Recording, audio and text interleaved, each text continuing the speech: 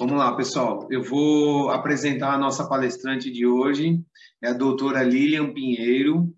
Ela é advogada, especialista em direito digital e proteção de dados, DPO. É assim que fala? DPO. Consultora e palestrante sobre LGPD, mediadora judicial no CNJ. Pós-graduação em marketing, graduada em administração e comércio exterior.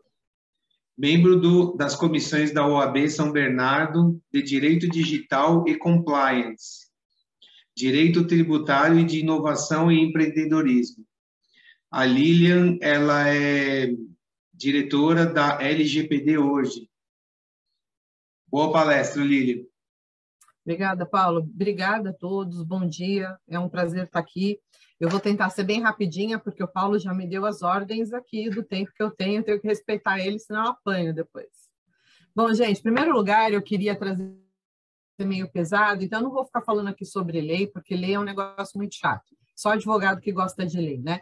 Então, vou começar falando um pouco sobre uma última pesquisa que foi feita pela RD Station, que é uma empresa especializada em marketing, né? É um dos concorrentes aí do Felipe, né? Do nosso Felipe Bandesan. Então, muito bem, para vocês terem uma ideia, essa pesquisa, a data agora foi finalizada em agosto, né? 30 de agosto de 2021. Ela entrevistou quase 1.000 empresas, entre médio, pequeno e grande porte. Para vocês terem uma ideia, olha só os resultados dessa pesquisa. 93% de quase 1.000 empresas, elas dizem que já ouviram falar da Lei Geral de Proteção de Dados Pessoais, mas apenas 15% dessas empresas começaram com algum tipo de providência, medida, no sentido ao encontro de se adequar a essa legislação.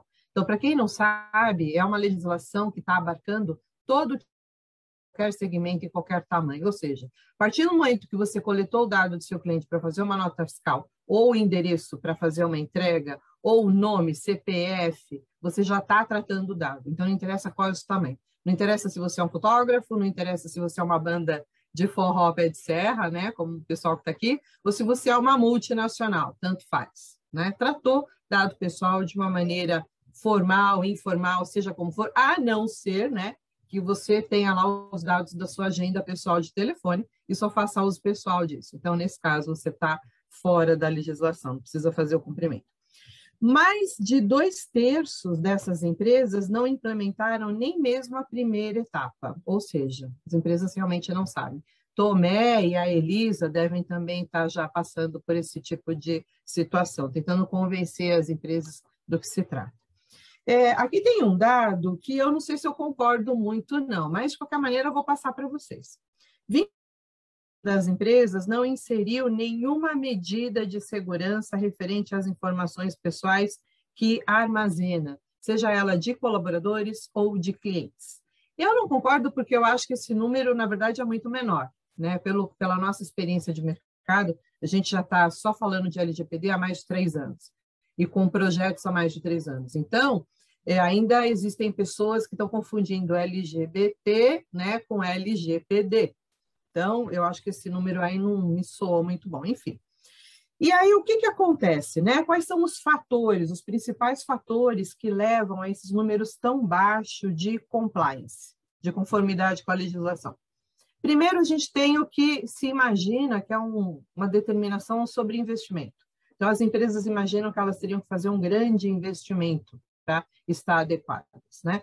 E segundo, e talvez seja até o primeiro ponto, é o total desconhecimento, né? Porque a gente vive num país onde a informação, principalmente com relação à lei, com relação à conformidade, ela acaba sendo um pouco difundida no sentido de vamos esperar para ver o que acontece. Ou então, dentro dos próprios advogados, que não são da área de direito digital, quando isso começou, eles falaram, isso é mais uma legislação que não vai pegar, né? E eu vou falar para vocês por que isso vai pegar, porque isso é um movimento global, não é um movimento do Brasil.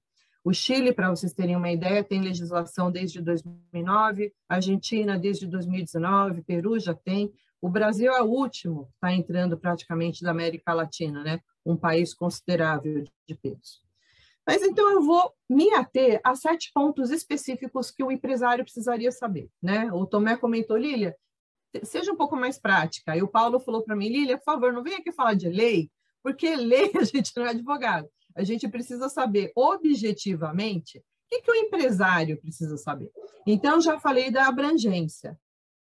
Então, meu escritório, né, a empresa do Felipe, o rapaz do açaí, que eu esqueci o nome, né, o pessoal que está vendendo peças, o pessoal que está entrando em condomínios, que está pegando placa de carro, ou seja, todo mundo que está lidando com qualquer tipo de informação que possa identificar ou tornar identificável uma pessoa física, trata dados.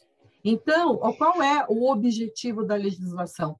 Proteger esses dados. Né? Então, ninguém gosta de receber um e-mail marketing ou ter a sua caixa de e-mail abarrotada por empresas que você nunca ouviu falar e que você tem aquelas listas intermináveis. Então, o objetivo é preservar a privacidade de cada um de nós. É esse o objetivo da legislação. Então, abarca todo mundo. Segundo ponto, que é muito importante, a gente teve em agosto uma discussão pública da Autoridade Nacional de Proteção de Dados, para quê? Para flexibilizar a legislação para pequenas e microempresas, seguindo a nossa legislação, né? A legislação de empresas de pequeno porte, microempresas, até agora com o marco civil das startups, privilegiando essa iniciativa.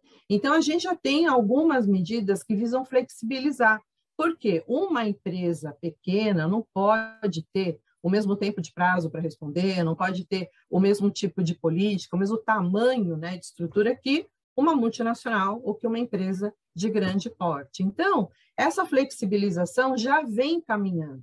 Então, o que eu queria trazer para vocês aqui, primeiro, é um conhecimento sobre esses pontos de flexibilização e dizer que não é porque eu sou uma pequena empresa que eu não vou ter condição de fazer isso, que eu esteja fora do escopo de abrangência da legislação.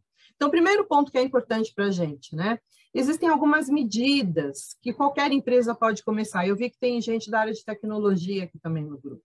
Então, primeiro, com medidas administrativas, vocês vão ouvir falar muito sobre política de segurança da informação, política de privacidade, né? E o que muitas empresas têm feito é, quando você entra no site, por exemplo, você vê lá um aviso de privacidade padrão, ou você tem lá aquela janelinha que você tem que clicar de cookies ou de consentimento.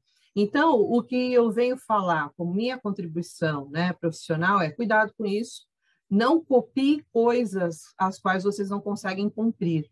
Então, se você está falando lá dentro de uma política de privacidade que você guarda o dado pelo tempo de 90 dias e que depois desse tempo esse dado é descartado, você tem que realmente fazer isso. Você não pode alegar e não ter a medida operacional. Então, essa é a minha primeira dica. Então, cuidado com avisos de consentimento copiado, aviso de privacidade, política de privacidade que copiou e colocou lá no site, e você fala, não, agora eu estou seguro. Ah, meu aviso de privacidade está tudo ótimo. O cliente vai lá e clica. Não. É melhor não ter do que ter alguma coisa pro forma, que no caso de uma solicitação da pessoa física, que a gente chama titular de dados, né? Nesse caso do titular de dados, você não vai conseguir responder, ou pior ainda, você vai ter uma solicitação da autoridade, ou do Ministério Público, ou do PROCON e da Senacom, que hoje atuam também como órgãos fiscalizatórios. Então, a própria autoridade já delegou para alguns órgãos, como esses que eu comentei, o poder de fiscalização. Então, na dúvida, não coloque. Não coloque. É mais fácil você depois se defender do que se você coloca alguma coisa que você não faz, né? Outro ponto muito importante, principalmente para os pequenos e médios empresários, a conscientização do seu time, dos seus colaboradores, né? Então, o que o empresário já pode começar a fazer, né? Estabelecer, por exemplo, medidas de treinamento no sentido de que, olha, a informação que nós temos do cliente não pode ser passada para ninguém, a não ser amando a orientação, a determinação escrita do cliente. Então, isso é uma forma de você não ficar divulgando informações sem autorização, né? De você não compartilhar dados. Tomé e Elisa, acho que vocês já sabem, né? Aquela prática dos escritórios de contabilidade, ficar com certificados digitais do cliente. Não façam isso. devolvam, se vocês, por um acaso, ainda têm essa prática de ficar com certificado digital de cliente, certificado digital, ele é uma assinatura. Então, é como você está assinando como se você fosse o cliente. Você não está assinando pelo cliente. Não é como quando vocês têm a procuração, né? O cliente passa a procuração para vocês, vocês são o procurador.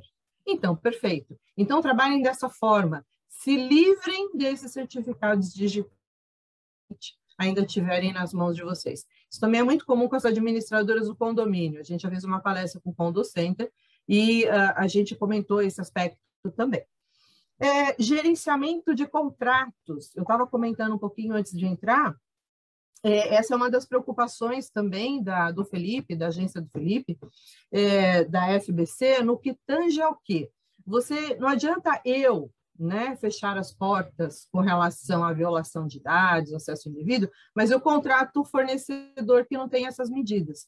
Então, a gente tem que observar, a partir de agora também, quais são os fornecedores que já têm política de privacidade, que já têm medidas de segurança da informação, e se juntar a eles. E aqui está um grande diferencial que todas as empresas podem capitalizar em cima.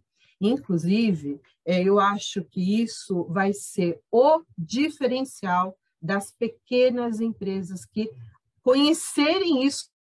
O tempo está passando rápido, que é o quê? Eu me apresentar como um fornecedor adequado. Eu ter minimamente, né, medidas administrativas, técnicas e de políticas.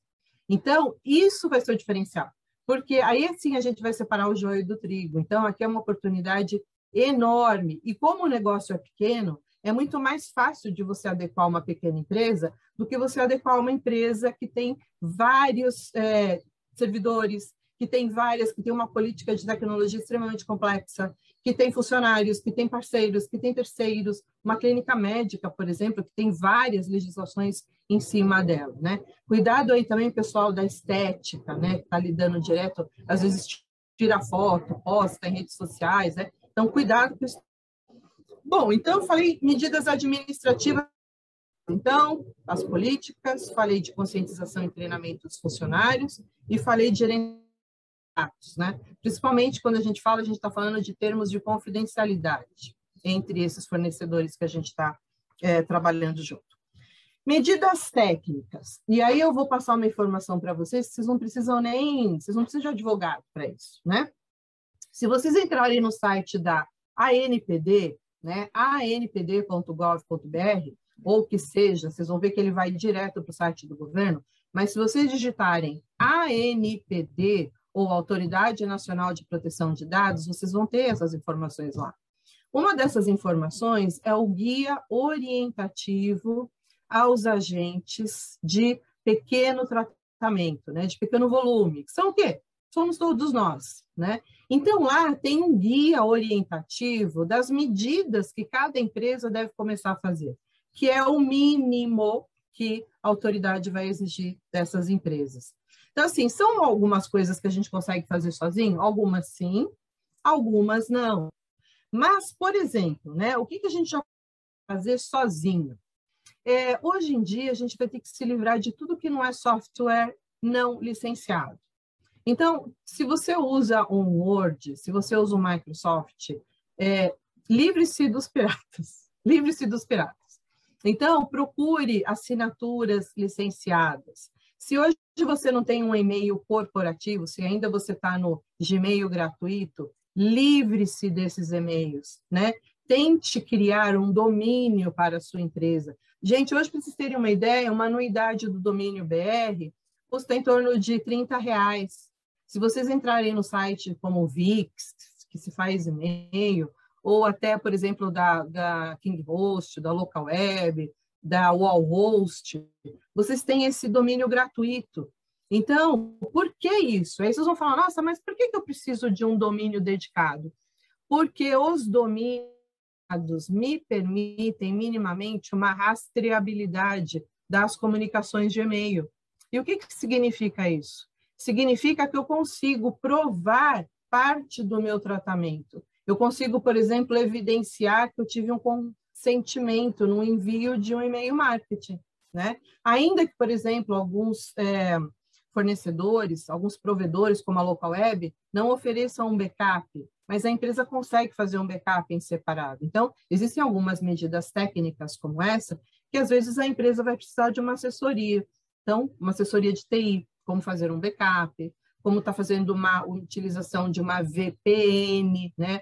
Hoje está todo mundo em home office. De onde que o seu colaborador está acessando isso? Está acessando isso dentro de um coworking? Está acessando isso dentro do sistema de uma VPN que está protegendo contra acessos indevidos, contra informações, né? Como é que estão as máquinas desse colaborador que está usando em casa? Está usando a máquina dele? Tem algum antivírus? Então, esse tipo de medida técnica, a empresa tem que se preocupar. Não vai ter mais espaço para amadorismos, gente. E isso é um outro diferencial para o empresário. Colocar isso no cartão de que eu tenho lá, vai lilian@lgpdhoje.com.br. Esse é o meu domínio, esse é o meu servidor, eu sei onde está essa informação. É óbvio, né? Então, a gente, de todas essas medidas técnicas, eu dei um modelo, então a gente vai aí para serviços em nuvens, né? Então, também é importante onde vocês estão guardando isso. Então, se eu tenho um Dropbox, se eu tenho um OneDrive, onde que essas informações estão guardadas na nuvem, que tipo de medidas de segurança essa nuvem está me dando, se isso está guardado lá no meu servidor interno, que só eu tenho acesso e que só a minha empresa de tecnologia que fornece serviços para mim tem acesso, né? Outra coisa importante, eu já falei dos cuidado com os celulares. Teve alguém aí que entrou e falou, olha, eu consigo fazer todo esse serviço aqui, eu trago o seu telefone fixo para o celular, etc, etc. Atenção com isso, né? Essa empresa está usando o celular do funcionário ou ela está dando o equipamento? Porque quando o funcionário vai embora, ele vai levar o celular embora. E onde fica o histórico de todas as comunicações que foram tratadas com o cliente? Você perdeu. Se aquele cliente quiser se comunicar com a empresa e não conseguir, ele vai para o PROCON, porque ele ainda está recebendo e-mails que ele não quer, ou ele ainda está recebendo WhatsApp que ele não quer mais. Então, eu vou falar uma coisa para vocês. A minha experiência nesse último ano, crescer assim, eu nem vou falar, assim, costuma falar skyrocket. Foi um crescimento astronômico de invasões. Vocês ficam sabendo dos grandes que acontecem, né? Serasa, Facebook e tal. A gente fica sabendo de todos. Não tem ideia do nível de multas que está acontecendo na Europa, que já tem a legislação desde 2016, né? Dos Estados Unidos, que também tem o Pacto da Califórnia, que já está na sua segunda onda. Então, e no Brasil, o tanto de vazamentos, empresas de BPO, empresas de SaaS. Então, assim, TOTUS, para vocês terem uma ideia, há pouco tempo teve um evento aí com o iFood. Então, assim, são muitos vazamentos. E isso, para a imagem de uma empresa, ele é destrutivo. E aí, quando eu falo de destruição, eu vou falar para um outro tópico que é importante, que são sanções, né? Todo mundo está fazendo terrorismo com relação à legislação, falando de multas. Multa é uma das sanções administrativas? Sim, perfeito. A gente pode ter multa que chegam aí a 50 milhões de reais. Um pequeno negócio vai pagar uma multa de 50 milhões de reais? Claro que não, porque essa multa, ela leva em conta o faturamento, ela tem uma série de critérios que atualizar esse tipo de coisa. Mas vamos colocar aqui, vou pegar de novo o Felipe como exemplo. Felipe, desculpa que eu estou puxando você aí, mas é que o Felipe tem um negócio extremamente delicado, né? Imagine a autoridade falar, Felipe, você vai ficar aí 6 meses sem poder tratar dado pessoal. Suspendi. Eu não vou multar o Felipe.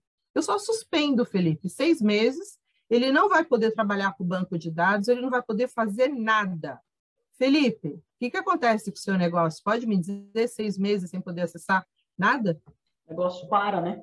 O negócio para e dependendo da estratégia, quebra. Então, obrigada, Felipe. É isso que eu quero dizer. É isso que as empresas não estão entendendo, porque todo mundo está ligado em multa, multa, multa, e ninguém está entendendo que a NPD, sabe quem que ela vai multar? Ela vai multar o Facebook. Ela não vai multar um pequeno negócio, porque às vezes o pequeno negócio não tem nem faturamento para poder entregar isso. Suspender o tratamento, bloquear o tratamento, ou até mesmo proibir o tratamento, ela pode. Ainda que, inicialmente, as instruções da autoridade são no sentido de medidas pedagógicas, são no sentido preventivo, de dar tempo para as empresas se planejarem, para que elas possam se adequar. Só que, para vocês terem uma ideia, a gente está falando de prazos de 10 dias. Em 10 dias, uma pequena empresa não consegue fazer todo o levantamento de dados e desenvolver uma política de privacidade que seja minimamente realista, desenvolver canais para atendimento ao titular de dados. Então, isso é impossível. Para vocês terem uma ideia, a gente tem projetos que estão andando aí há quase 2 anos, e a gente ainda está dentro de uma verificação de canais de comunicação. Como que a gente vai autenticar o titular? Imagina uma empresa que tem aí 3.000, 4.000 clientes, como é que ela autentica esse titular? Se ele é ex-colaborador, se ele é colaborador, ex-colaborador, a gente até consegue, mas se ele é um colaborador do cliente, ou se ele é um terceiro que participou de um webinar virtual e deixou lá os dados de contato. Então, como que eu autentico essa pessoa para certificar de que a informação que ele está pedindo é dele, que ele é ele mesmo? Né? Então, esses são os desafios que a gente tem. Um outro ponto, eu já falei da fiscalização, né? E aí, já caminhando para o final, que eu já estou aqui com 20 minutos cravados, né? Outra coisa que é muito importante é o artigo 42 da Lei Geral de Proteção de Dados, ela fala que o controlador, ou seja, a gente que foi lá e pegou o dado, peguei o e-mail, peguei o CPF, peguei o endereço, né? Peguei a placa do carro, nós somos responsáveis civil e criminalmente por qualquer evento adverso que ocorra em detrimento desse dado, dessa coleta, desse armazenamento, ou, por exemplo, da não deleção deste dado. E aí, dentro desse aspecto, o que a gente já está prevendo é uma enxurrada de ações judiciais, inclusive de empresas que vão se especializar nisso. Não sei se vocês sabem, mas hoje a gente tem empresas jurídicas que são especializadas em acidentes com, por exemplo, perda de bagagem. Então, eles praticamente, inclusive já foi até tese da OAB, do Conselho de Ética, porque as empresas praticamente compram o direito desse cidadão, antecipam R$2.000 para entrar contra a empresa de voo, a agência de viagens, e ter um retorno maior. Porque hoje a gente sabe que um dano moral mínimo é aí 5.000, né? Mínimo eu não digo, mas normalmente o dano moral padrão que um juiz dá nesse caso chega a R$5.000. Então a empresa paga 2, antecipa, vem e ganha 3 em cima, ou ganha no mínimo mais 2 aí. Então a gente já está prevendo esse tipo de enxurrada de judicialização. Por quê? O pessoal não tem nada a perder. E se você não tiver como provar que esse incidente de segurança de dados que você deu causa, seja ele porque ou o seu funcionário fez alguma coisa que não devia, abrir um e-mailzinho lá que tinha um vírus e aí tudo se perdeu, seja por aquele fornecedor que está sob a sua ordem e que também teve um vazamento e aí que você acabou nem ficando sabendo e você também é responsável pelo operador. Por isso que gestão de contratos é extremamente importante, né? Então, essas sanções administrativas, elas são um pedaço da história. A sanção civil e até criminal, ela vem a rebote, né, com relação a isso. Bom, e aí, para terminar, temos boas notícias. Então, o pessoal que trabalha no segmento que utiliza, por exemplo, um tipo de tributação embutida, e aí falo também aí para o Tomé, falo aí também para a Elisa, a gente já tem uma decisão deste ano aqui, de julho deste ano, que foi de uma vara até de Campo Grande, né? Mato Grosso do Sul, da empresa TNG, acho que todo mundo conhece a TNG Roupas, né? Eles conseguiram uma liminar para o quê? Para conseguir a utilização dos créditos tributários do PIS e do COFINS para ajudar na adequação. Então, óbvio, nós como advogados tributaristas, a gente sabe que isso é uma tese que ganhou força. Foi a primeira, muitas delas foram negadas, essa foi a primeira que teve uma aprovação em primeira instância. Óbvio que, né, a vara vai recorrer, né? A vara da Fazenda, óbvio que vai recorrer disso, mas a gente já tem argumentos, a gente já tem aí um precedente para dizer que, a partir do momento que a empresa ela é obrigada a fazer algum tipo de adequação, ela, né, indo através da flexibilização para os pequenos e médios negócios, e também pode vir a partir do crédito tributário que possa se reverter dentro desse processo, tá? Então, só para terminar, eu gostaria de agradecer, espero ter contribuído aí um pouquinho com essas ideias para que vocês tenham um pouco mais de conhecimento, e o time da LGPD hoje fica à disposição, se vocês tiverem qualquer tipo de dúvida, a gente está para ajudar, tá bom? Obrigada mais uma vez, ó, estou cravando aí o tempo, ainda tem 5 minutos para uma perguntinha. Lilian do céu, eu não sei se eu fico contente ou se eu fico assustado com essa informação que você trouxe, porque é tanta coisa, né, que a gente precisa se adaptar, e você trouxe a informação de uma maneira realmente, como o Paulo falou, muito clara e prática, né, Paulo? O Paulo tinha comentado, falou, vocês vão gostar, porque ela não fala de lei, ela não fala né, com a língua do juridiquês. E eu achei isso incrível, mas eu vejo que é muita coisa que a gente precisa fazer, né, para se adaptar. E parabéns pela palestra, viu? Paulo, Tomé, Regiane, temos tempo para alguma pergunta? Tem tempo, eu marquei aqui, Márcio. Eu queria começar fazendo uma pergunta e depois a gente vê se o pessoal tem mais perguntas aí. Lilian, é muita coisa que uma empresa pequena tem que fazer, né? Você falou aí de software, de servidor em nuvem. Eu penso muito em software pirata também, né? Usar software pirata pode ser uma porta de entrada aí para invasão. Mas assim, eu sempre recomendo que o empresário procure ajuda, né? Principalmente o pequeno empresário, que ele não vai saber por onde começar. Eu particularmente não sabia por onde começar.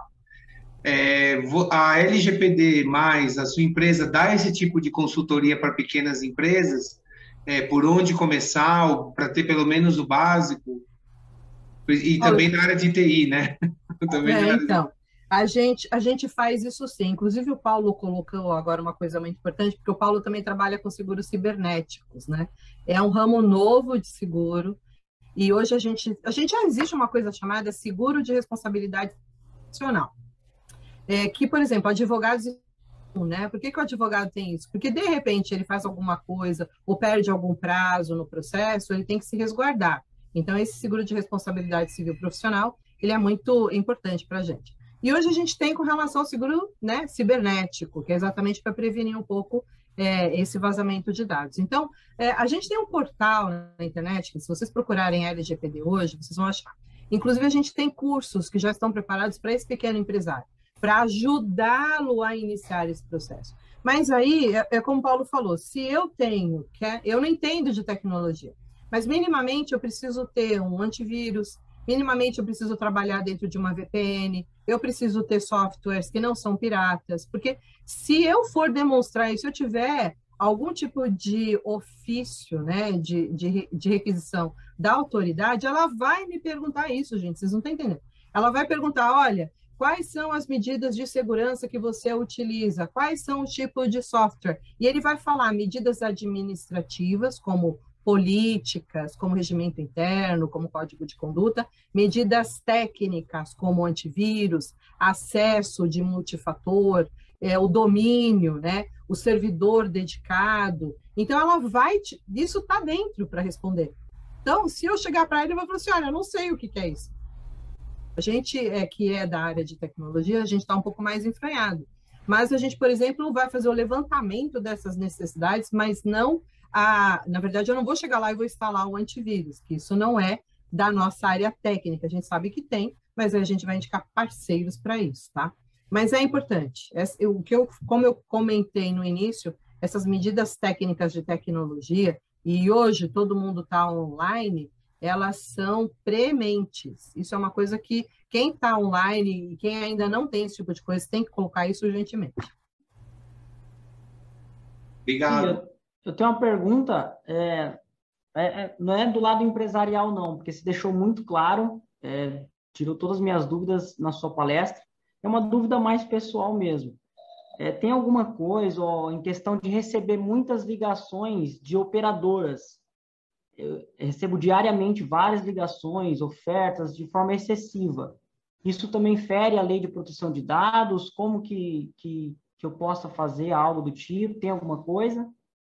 Tem sim, tem inclusive um canal, depois eu até passo para o Paulo, é um site, se eu não me...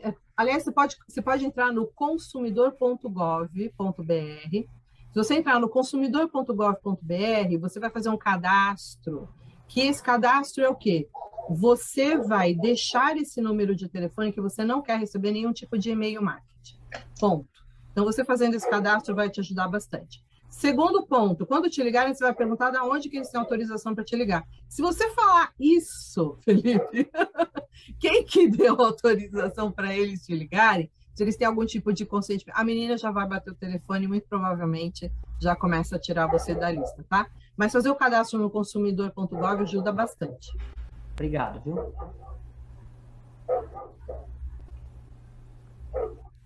Ô Lilian, quando a gente acaba entrando num site, até dessas grandes empresas e tudo mais, aparece aquela margem de ciência de que eles vão estar captando os cookies, etc., que acabam coletando alguns dados seus, né?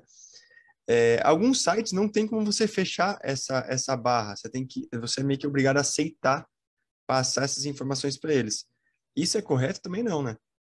Não, então, hoje, como você viu, né? Eu falei da pesquisa de quase 1.000 empresas que a RD entrevistou, 93 só ouviram falar de LGPD, né? Então, a gente tem de tudo na internet. Você tem aquele cara que coloca lá, ele coloca, olha, nós usamos cookie, para continuar navegando, você clica aqui. E não tem jeito, não te dá uma opção, é um cookie geral. O correto seria você ter duas coisas. Primeiro, o que a gente chama de aviso de privacidade sobre a navegação do site. E segundo, se a empresa utiliza ou não cookies. Esses cookies, na verdade, eles estão fadados a morrer. Hoje o Google já está utilizando o que eles chamam de flocks. Por quê? Porque o Google não vai mais fazer os AdWords lá, os adverts, com base no indivíduo. O Google está selecionando todo mundo que tem uma preferência similar em grupos, de modo que o indivíduo vai ser anonimizado. E, por exemplo, o pessoal que faz polimento de carro, eu vou colocar dentro de todos os dados de navegação que eu estou pegando, né, das pessoas que estão navegando na internet, eu vou pegar aquele cara que está procurando sobre polimento de carro. Ah, eu preciso concentrar o carro. Então, eu vou juntar todos eles no que eles chamam de cohorts. Por isso que vocês vão ouvir falar muito daqui para frente em flock, né? E aí, esse cohort, o Google vai vender por meio de uma inteligência artificial. Então, a gente não vai ter mais acesso à pessoa Vitor Figueiras, né? A gente vai ter acesso a um cohort de pessoas interessadas em drinks e eventos. E aí você vai pagar para o Google para utilizar esse cohort para divulgar. Então, qual é o correto enquanto os cookies não saem? Primeiro de tudo, o mais correto é refazer site, né? Não dá para refazer o site nesse momento? Vamos usar a política de cookie? Política de cookie tem que ser granular, porque existe o cookie que é essencial para a navegação, que é para tornar aquilo mais prazeroso, mais fácil, né? Lembrar qual foi a última página que eu entrei, e tem os que não são essenciais. E dentre eles, marketing. Então, estatísticas. Então, esses têm que ter um consentimento granular. Então, tem que ter, você já deve ter aberto, vários botõezinhos. Então, assim, ó, cookies essenciais eu não consigo mexer. Os outros eu consigo. E aí eu só dou a minha permissão dentro da granularidade que eu quiser. Mas a política de privacidade, o aviso, assim como os termos de uso do site, eles também são imprescindíveis. Porque isso é uma defesa da empresa no sentido de que ela atende ao exercício de direitos do titular de dados, né? O que eu faço hoje, eu vou ser bem sincera, esse tipo de site eu não visito mais, a gente boicota, né? Mesmo porque, a gente tem cookies, gente, é uma coisa de louco. Existe uma ferramenta que a gente verifica quais são os cookies que tem no site, né? E como são as agências que acabam fazendo, o empresário ele nem sabe. Existem cookies que são malignos, né? E você consegue detectar isso de uma maneira muito fácil. E o empresário não sabe disso. De repente foi feito, né, naquele tipo do site do WordPress, que carregava muito cookie. Então, o que eu recomendo é revisem esses sites, falem com as suas agências e procurem fornecedores homologados. Fala com o Felipe, né, Felipe? Perfeito, obrigado. Fala com o Felipe. Já estou até com o contato da Lília para a gente fechar uma parceria sobre isso. É isso aí. Legal. Márcio, eu acho que para a gente não estourar muito tempo, eu vou pedir para o pessoal que tiver mais perguntas, coloca no chat aqui, que a gente repassa para a Lilian, e a Lilian responde depois, tá? Então, quem quiser saber um pouco mais sobre a LGPD, tiver mais dúvidas, por favor, escreva no chat. E Lilian, não sei, eu não estou acompanhando o chat aqui muito bem, mas não sei se você colocou suas informações, coloca seus dados de contato aí para o pessoal te procurar, caso necessitem de alguma ajuda, algum apoio, né? Tá ok? Tá bom, perfeito, eu tô colocando. Eu estou interrompendo a gravação. Se vocês acessarem lgpdhoje.com.br, vocês vão encontrar lá, tá bem fácil. Obrigadão, Lilian.